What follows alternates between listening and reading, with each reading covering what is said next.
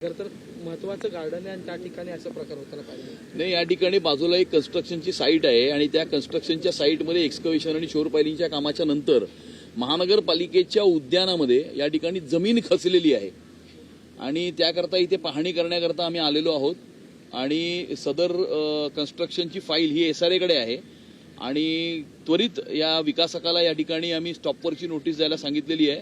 आतमध्ये बॅक फिलिंगचं काम सुरू आहे। महानगरपालिकेच्या उद्यानाचं जे नुकसान झालेलं आहे ते नुकसान भरपाई ही त्या विकासकाकडून करून घेणार आहोत आणि या ठिकाणी ते एक रेक्टिफिकेशनचं काम या ठिकाणी त्या उद्यानाचं होईल आणि ते झाल्यानंतरच पुन्हा हे उद्यान खुलं करण्यात येईल। कारण अन्यथा हे उद्यान या स्थितीमध्ये खुलं करण्याकरता या ठिकाणी जर नागरिक आले तर नागरिकांना या ठिकाणी धोका जो आहे तो निर्माण होऊ शकतो आणि तो धोका टाळण्याकरता महानगरपालिकेच्या वतीनं जोपर्यंत काम पूर्ण होत नाही तोपर्यंत हे उद्यान बंद ठेवलं जाईल। विकासकाच्या चुकीमुळे नागरिकांना सामोरं जावं लागतं कारण की मोठ्या प्रमाणात नागरिक या ठिकाणी या उद्यानात यायचे। आता त्यांची चूक होती की नव्हती हे तर अधिकाऱ्यांच्या इन्स्पेक्शनच्या रिपोर्टच्या आधारावरतीच हे ठरवलं जाईल, परंतु सदर कामामुळे या ठिकाणी जमीन आणि रस्ताही त्या बाजूला केव इन झालेला होता हे निष्पन्न झालेलं आहे आणि या संदर्भामध्ये आतमध्ये जे काही मेजर्स घेण्याची आवश्यकता आहे ती मेजर्स घेण्यासाठी सांगितलेलं आहे। मुंबईला पुन्हा एकदा 3 ते 4 तास जे हाय अलर्ट देण्यात आलेला आहे, तुम्ही पाहणी केलेली काय सध्याची परिस्थिती आहे? महानगरपालिकेचं पूर्ण प्रशासन हे जमिनीवरती उतरून या ठिकाणी नागरिकांना कमीत कमी त्रास व्हावा या दृष्टिकोनातून प्रयत्न करीत आहेत। सर्व लोकप्रतिनिधी, महायुतीचे सर्व नगरसेवक हे या ठिकाणी फील्डवरती उतरून कमीत कमी मुंबईकरांना त्रास व्हावा आणि महानगरपालिकेच्या प्रशासनाच्या मार्फत ज्या काही उपाययोजना राबवल्या जात आहेत त्या उपाययोजनांची पाहणी करण्याचं काम हे लोकप्रतिनिधींच्या द्वारे केलं जात आहे। मुख्यमंत्र्यांनी सुद्धा सकाळी मंत्रालयात जाऊन वॉर रूम मधून आढावा घेतला। महापौर सुद्धा आज विरोधी पक्ष नेत्यांसोबत एकत्र वॉर रूम मध्ये पाहायला मिळाले महापालिकेच्या। नक्कीच सन्माननीय मुख्यमंत्री देवेंद्र फडणवीस साहेबांनी विधानसभेमध्ये सुद्धा नागरिकांना अपील केलेलं आहे आणि स्टेट डिझास्टर मॅनेजमेंट रूममध्ये जाऊन सुद्धा सर्व राज्याची आणि मुंबईची या ठिकाणी जी काही उपाययोजना केल्या जात आहेत त्याचा एक एकंदरीत ओव्हरव्ह्यू त्यांनी घेतलेला आहे। त्यामुळे मुख्यमंत्री आपल्या स्तरावरती या सर्व परिस्थितीकडे लक्ष ठेवून आहेत आणि सर्व आम्ही लोकप्रतिनिधी सुद्धा जमिनीवरती उतरून या ठिकाणी काम करत आहोत आणि त्यामुळे आम्ही मुंबईकरांना आश्वस्त करू इच्छितो की मुंबई महानगरपालिकेचं प्रशासन आणि महायुतीचे सर्व लोकप्रतिनिधी हे रस्त्यावरती उतरून मुंबईकरांना या परिस्थितीमध्ये कमीत कमी त्रास व्हावा याकरता आम्ही प्रामाणिकतेने प्रयत्न करत आहोत।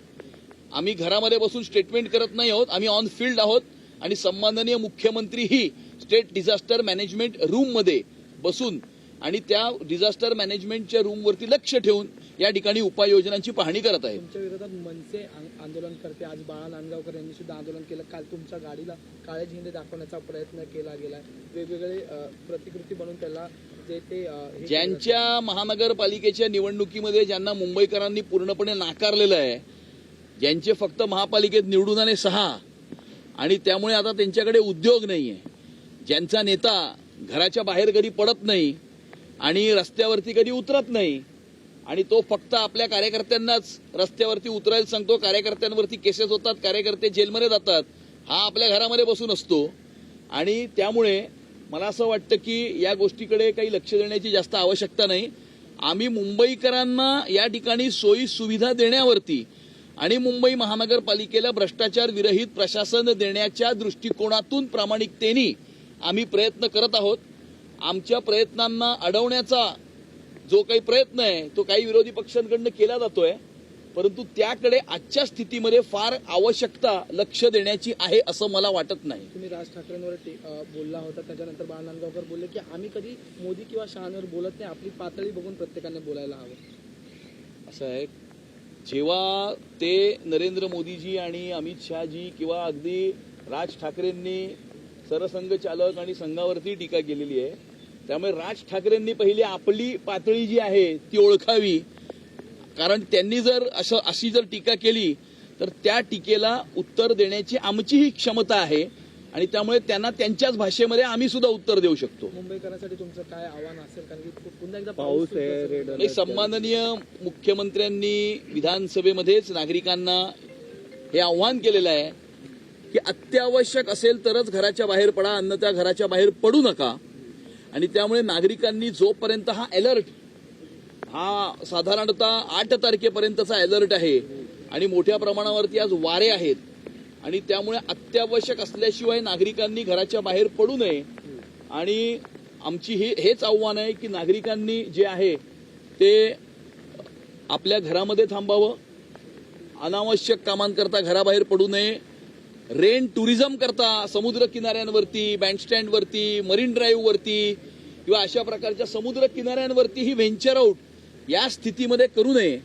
महानगरपालिकेचं पूर्ण प्रशासन आणि महायुतीचे सर्व नगरसेवक आणि आमदार हे रस्त्यावरती तुमच्या सुरक्षेकरता उभे आहेत. महाराष्ट्र सरकारचा ड्रीम प्रोजेक्ट होता मिसिंग लिंक, पण त्याची दुर्दशा झालेली आज पाहायला मिळालेली आहे. मिसिंग लिंकला गळती लागलेली दरड, एक दगड सुद्धा कोसळला. या ठिकाणी दरड कोसळलेली आहे. या ठिकाणी त्याला क्लिअर करण्याचं काम ॲडव्हर्स वेदर कंडिशन्समध्ये ही सुरू आहे आणि मुख्यमंत्री, सन्माननीय मुख्यमंत्री त्याच्यावरती लक्ष ठेवून आहेत.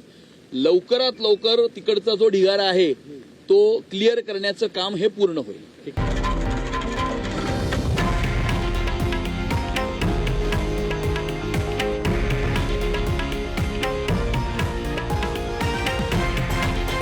हे आहे देशातील नंबर 1 न्यूज नेटवर्क आणि आपण पाहत आहात TV9 मराठी, एकमेव.